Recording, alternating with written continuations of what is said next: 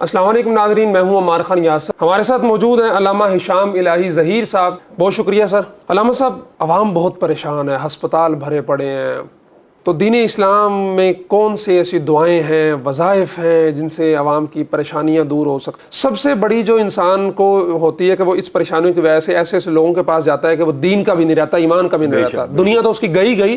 یہ اتنا بڑا مسئلہ ہے مار بھائی، پیروں فقیروں کا اکثر کاروبار اس کام کے اوپر چلتا ہے، بے اولادی پہ، بے اولادی کے. اور آپ نے اس طرح کے واقعات سینکڑوں، وہ جو آپ نے بات کی ہے کہ دنیا کی بھی نہیں رہتی، دین بھی ختم ہو جاتا ہے.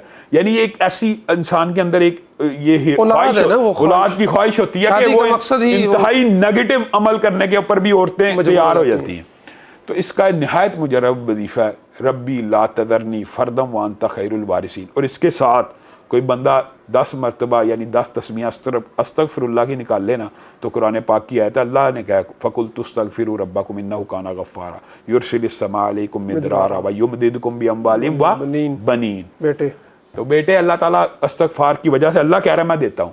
تو استغفار کی تسبیح اگر کثرت سے کی جائے، 10 تسبیح اگر ڈیلی نکالی جائیں اور اس کے ساتھ ربی لا تذرنی فردا وانت خیر الوارثین 313 مرتبہ ہر نماز کے بعد پڑھیں، اس کا بھی اثر میں نے دیکھا ہے بہت جلدی ہو جاتا ہے. جی علامہ صاحب، بہت شکریہ وقت دینے کے لیے. تو یقیناً یہ ایسے وظائف ہیں جو انسان کو عملی زندگی کے اندر بہت زیادہ فائدہ دیتے ہیں، اور سب سے بڑا ان کا فائدہ یہ ہے کہ انسان جعلی پیروں فقیروں کے پاس جا کے اپنا ایمان ڈبونے کا جو اس کا خطرہ ہے وہ اسے ٹل جاتا ہے. بہت شکریہ. السلام علیکم ورحمۃ اللہ وبرکاتہ.